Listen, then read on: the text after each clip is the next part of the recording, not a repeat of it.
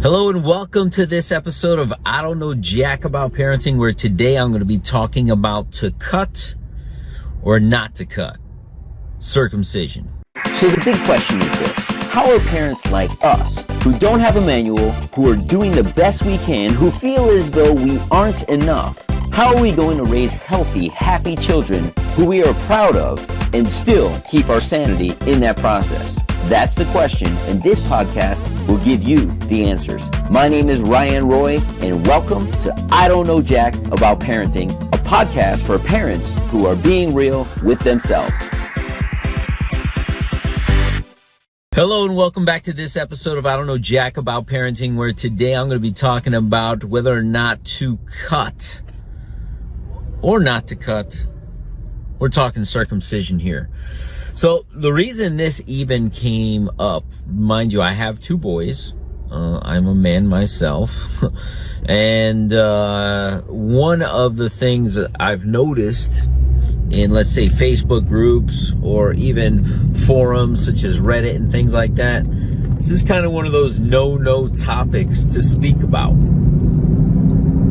And no matter how many times I've read a feed in regards to this, I realized one thing. Most of the men who are defending, I would say all of the men who are defending to not get cut, right, to be uncircumcised, are uncircumcised themselves. And the argument, like, for people who are circumcised as to why they want to, is either one, religion, right? We don't talk religion or politics because, like, that's just somebody's personal preference, and we shouldn't even try to convince them of otherwise.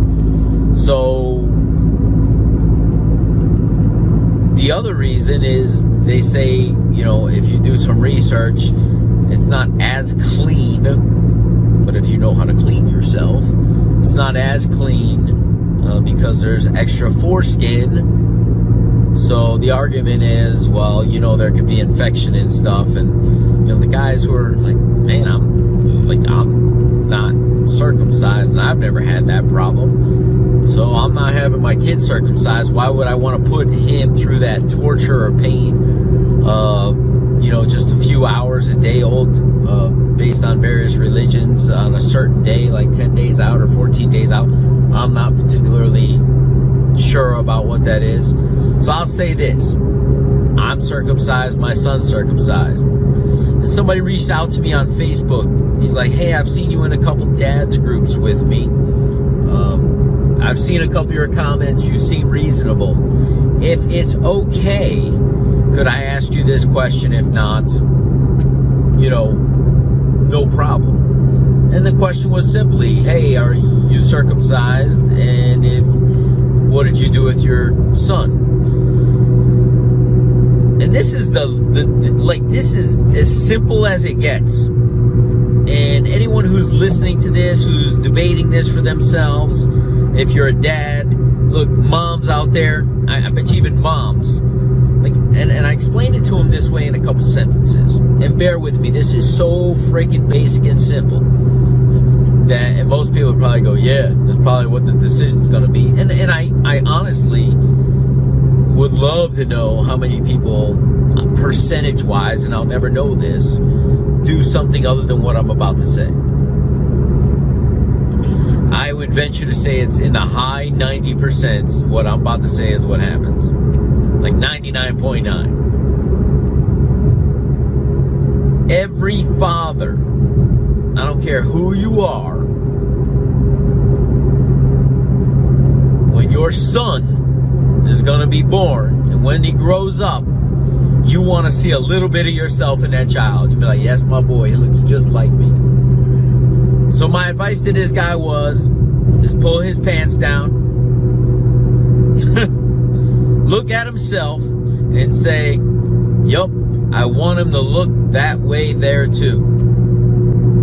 And I guarantee you, almost without fail, whether it's religious purposes, non-religious purposes, cleanliness purposes, daddy wants his kid to look like him. My wife and I had this discussion. She's like, you're circumcised. Don't you want him to be circumcised? I was like, what do you want? As any good husband would say to a pregnant wife. She's like, I want him to look like you. I said, well, then that's what we do. I'm not arguing with a pregnant woman. Not my choice. My choice was to give her choice. And I just went along with it. So men, stop debating. And know this. He will not be traumatized. He will never remember. Look at your junk and be like, I don't remember that day. And it healed. Men who are not circumcised. You're probably not even, like, why would you fathom messing with that area? Why would anybody want to do that to a child? I would never do that to my child. I'm perfectly fine.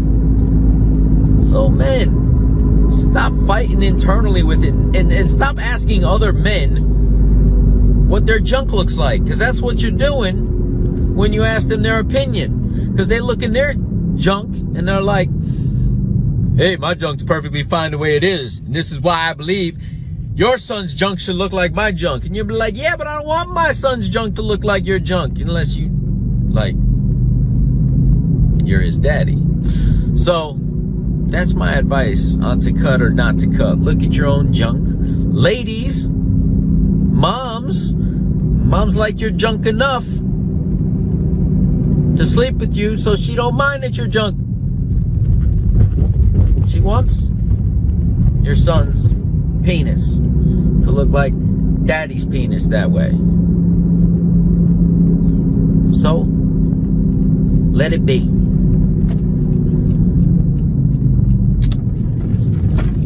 Look, I don't know jack about parenting. I know it's hard enough to not have to ponder and wonder and all these truly insignificant things if it's not a religious choice. Because if it was a religious choice, you wouldn't be asking anybody. You would be going with your beliefs.